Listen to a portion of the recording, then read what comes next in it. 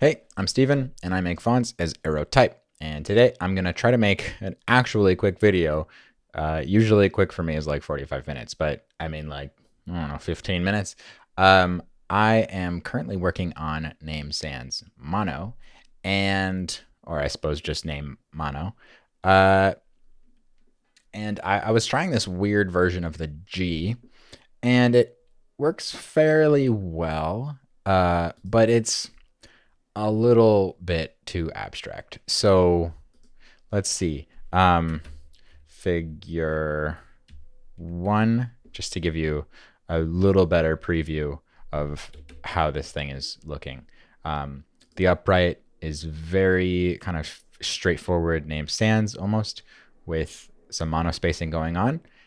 And then the italic, I'm kind of letting a little loose here and using a few more expressive ideas, um, because I kind of love like italics that are expressive in a code editor, um, for comments and things. But yeah, this G, I don't know. It kind of feels like maybe a couple steps too expressive. And I've already done quite a bit of exploration, as you can see here. Command F in glyphs kind of shows the many iterations of this. But I think I've come up with a very loose sketch of another variation that I want to try. And, well, I guess I can kind of show it here. It was just basically on my to-do list. Let's see. I don't know if this will show up really, but yeah, just a slightly more conventional G, or maybe significantly more conventional G. So let's kind of find one that is a little more. We'll start actually from sort of the OGG. And I'll make another duplicate of that one because I want to paste this in there. Okay, so now our default G looks like that. Well, I guess I can just edit it here, can't I? But I still have, for instance, all of these prior versions saved. So yeah, that way I can go back if I decide to. So I think that last one is G 0.14. So let's see. One of the things, I guess I'll also pop this in the background layer. Okay, so one of the first things I'm going to do is kind of detach that. And I'm not sure if it's worth kind of making a quick, might as well, I think. Basically a quick version. That's kind of a funny looking thing. A G with no ear. Okay, and then I'm going to borrow this, pop it in there, and there's my new ear. We're gonna have to, what's the best way to do this? I always try to like make edits that are as the least amount of destruction as possible, so that I kind of maintain relationships and nice curvature and stuff, because I've worked hard on it, so I don't want to lose it. All right, that's there. And now I need to really make this into more of a join rather than a just big thick spot there. So a join kind of like this more. But I want to keep it circular on the inside. And in fact, I'm probably gonna do something like that to regain some of this contrast here. I guess to stay flexible, what I can do is save that. Maybe I'll kind of do something like this.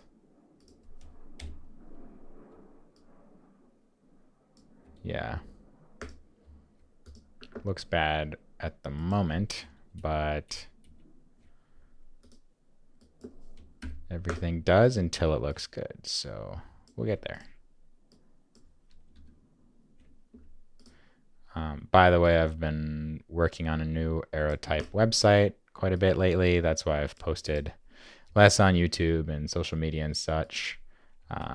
Basically, I feel like until I have a website that is better and that can sell fonts in a legit way, because right now I'm kind of only doing freelance, like direct custom font work and consulting, and I have a very, very simple website that doesn't sell fonts. So I do sell fonts on futurefonts.com, but yeah, I don't know. It feels like I have to have a better website to get to the next stage. This part is going to be hard because I want it to be almost completely different. In fact, let's go to something like we were at just now to kind of, actually, I'm going to start from some of this, I think. And I almost wonder, whatever, I've got this in my G.Roman if I really want it.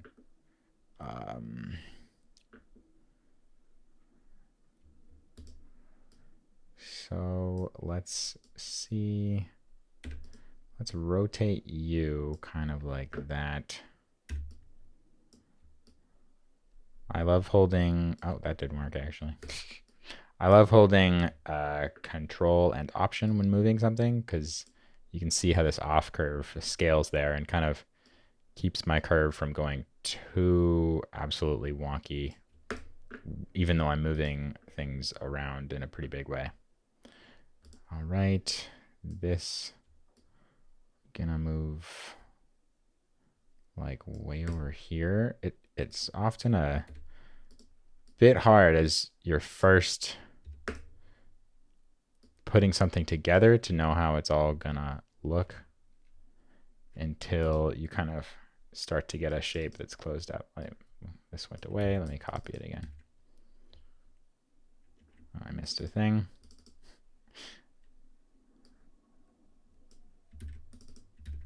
Okay, so that's something at least to start from.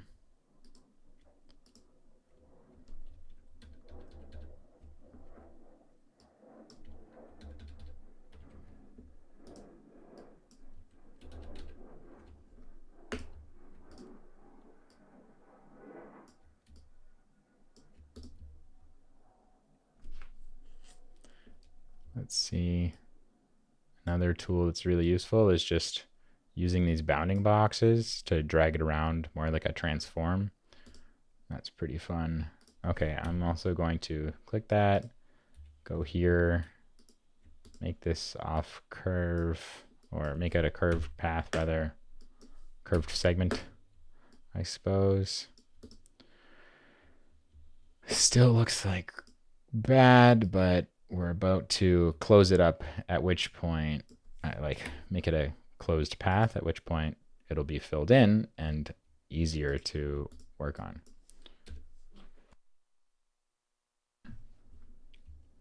And let me do like, is it Command Shift R? Yeah, that kind of corrects some of the overlaps, which is useful. You probably already know this. It's probably totally obvious, but I'm working in Glyphs app right now. Great font editor. Not the only one I use. I also like RoboFont a lot. This font so far, I've been kind of using Glyphs basically I've already made a monospace font in RoboFont that was recursive, and I like RoboFont a lot, but I also like glyphs a lot. One thing it's especially great for is like just drawing really fast. Some of its drawing tools are pretty much unmatched in my opinion. Right. Gosh. Okay. So we've got a start. It looks bad still. This upper bowl is too squished and the bottom bowl is too elongated.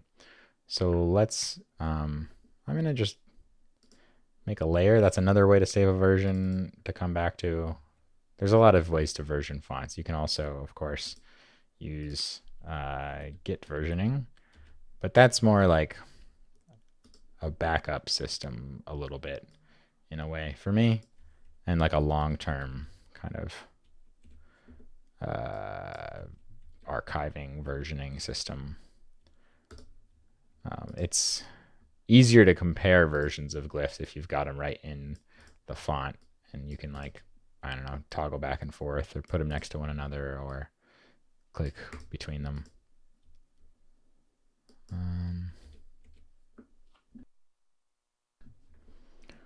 Okay, we're getting somewhere, I think. Let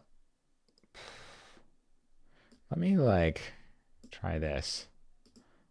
I'm gonna once again just kind of make it a lot bigger. That maybe feels more about right for the top part. Obviously the bottom part looks horrible, but we can fix that.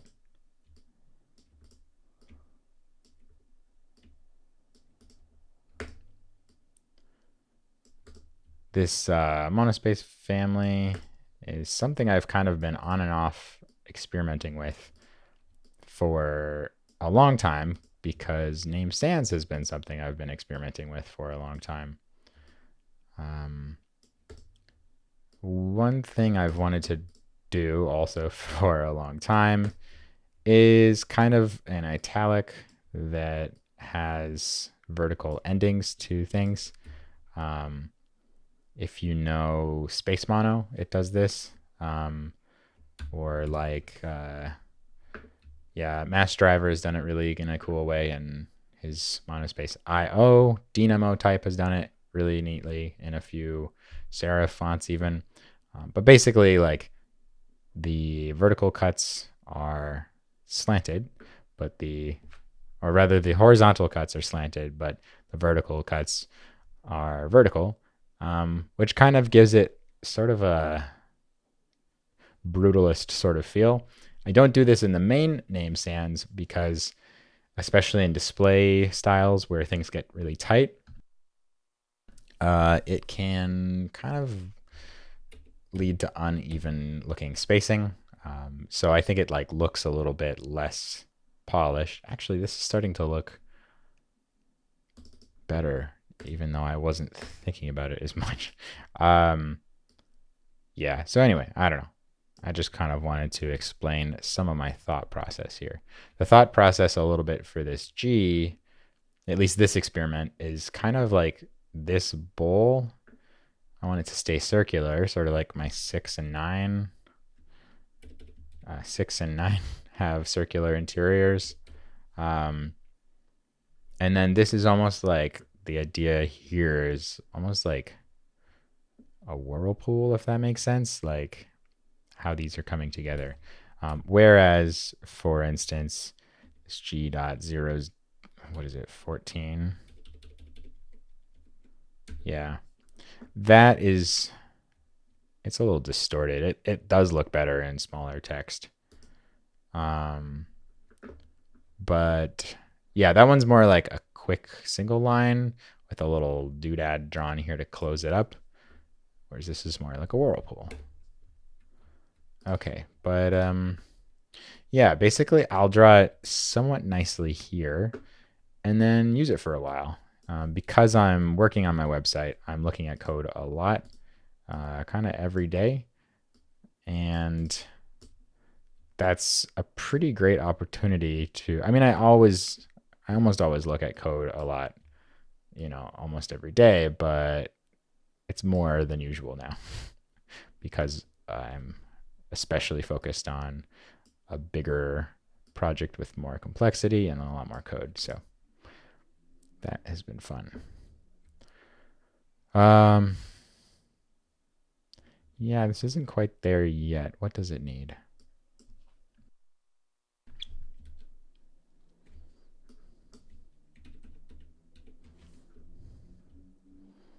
It can be really useful to look at the bottom panel in glyphs while you're drawing, or look beside what you're drawing.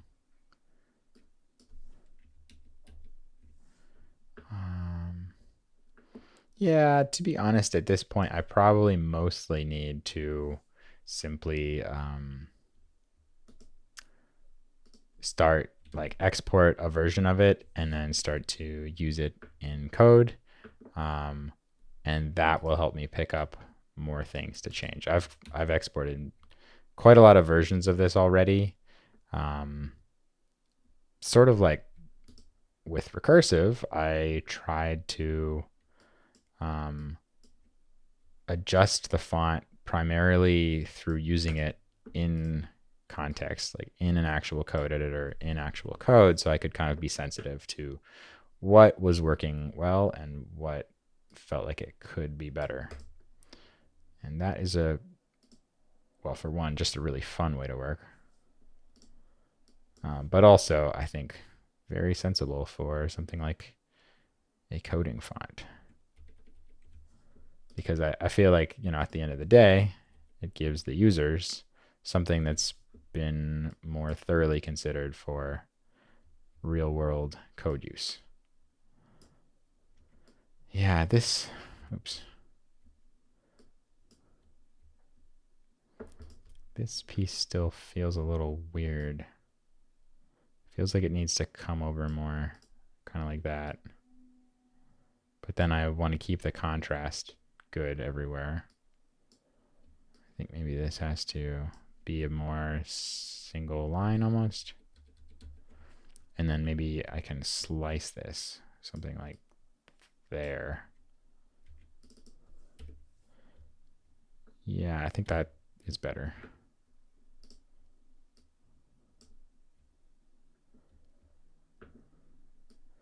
This probably has to thicken up a little bit to balance the other side.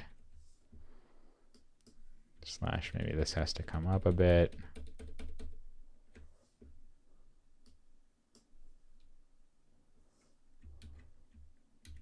Hide the background. Yeah, that's easier to see now.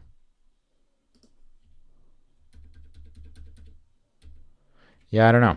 I think I'll probably get a better sense of it as well once I start to make a bit of a weight range for this.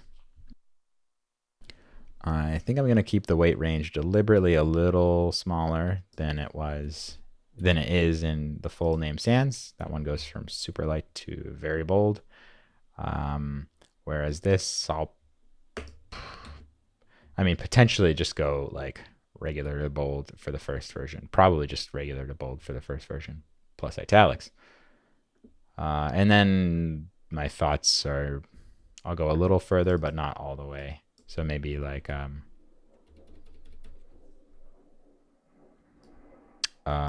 thin to black or something rather than hairline to ultra. Because is anybody really using a coding typeface for, I don't know, fashion magazines or whatever people are using hairline fonts for? If they are, doubt it. Okay. And certainly nobody is gonna be trying to code day to day with a super light or super heavy font.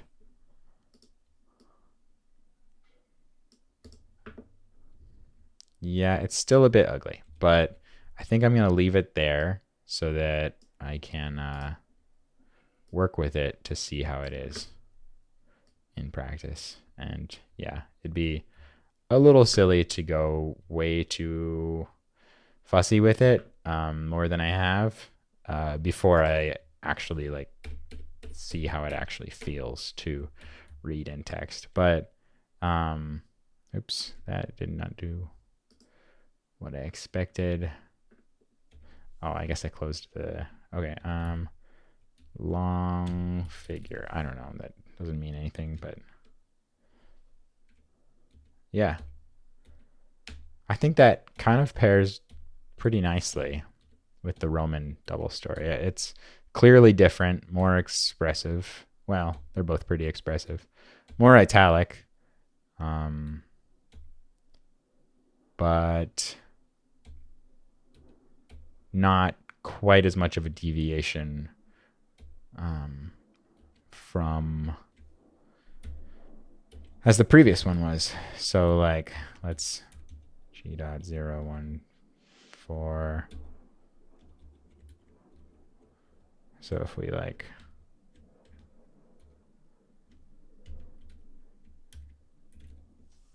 right.